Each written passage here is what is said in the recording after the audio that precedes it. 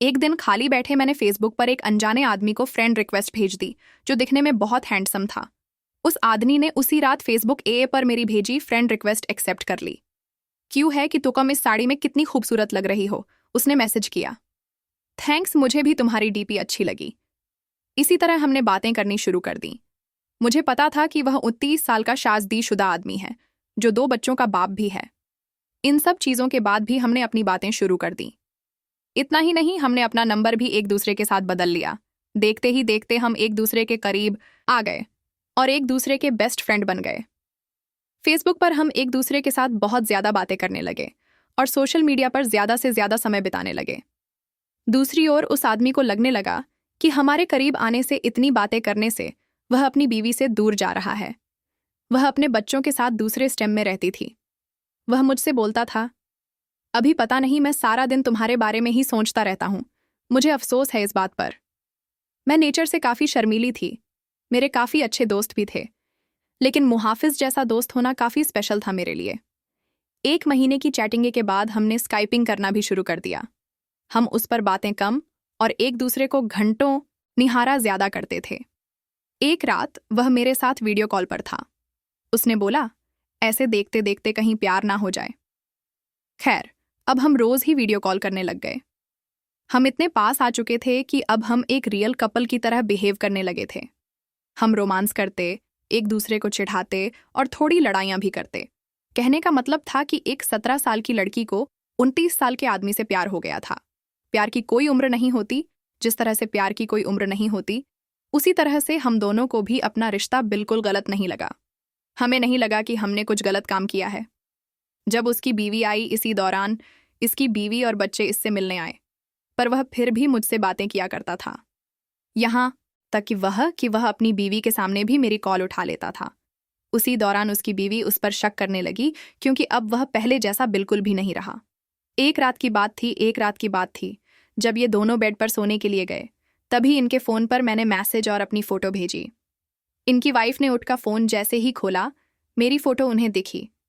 उसकी वाइफ ने कोई रिएक्शन नहीं दिया, बस मुहाफिज को जोर का थप्पड़ मारा और रोने लगी। 3 दिनों के बाद वह घर छोड़कर चली गई। मुझे उसकी वाइफ के लिए काफ़ी बुरा लगा, इसलिए मैंने उससे कई दिनों तक बातचीत बंद कर दी। उसकी वाइफ के जाने के बाद हम फिर से मिले और हमने लॉन्ग ड्राइव पर जाने का प्लान किया। जब उसने मुझे प्रपोज किया, उसी शाम उसने मुझे प्रपोज किया। मुझे सिर्फ तुम ही चाहिए और कुछ नहीं। अपनी जवानी में मैं काफ़ी सारी लड़कियों से मिला, पर तुम ही एक ऐसी लड़की हो जिसने मेरा दिल चुराया है। वहाँ कुछ देर के लिए शांति छा गई। फिर उसने मुझे आई लव यू बोला। उसकी आंखों में आंसू थे।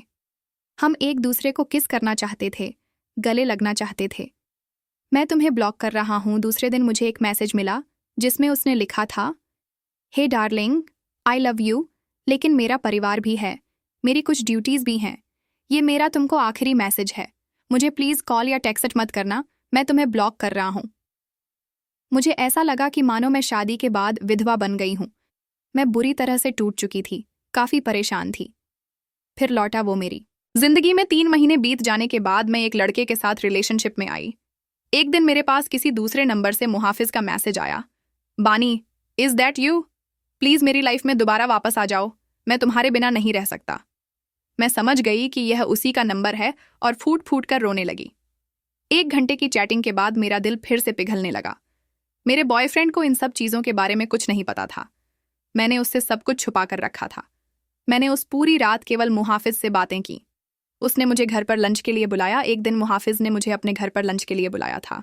मैंने हाँ कर दी और चली गई। घर जाकर मैंने देखा कि वह खाली था और वहाँ केवल मुहाफिज के कोई नहीं था।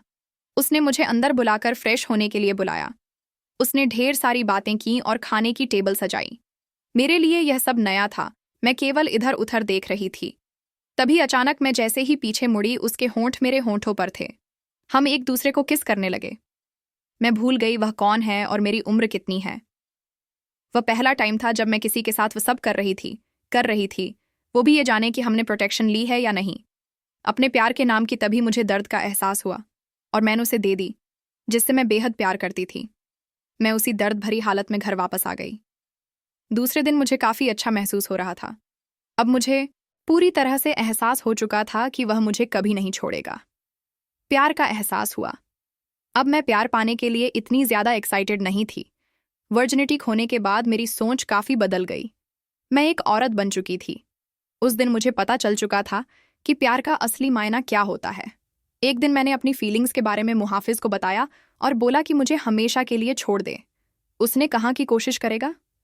धीरे धीरे मुहाफिज का नाम मेरी जिंदगी से मिटता चला गया।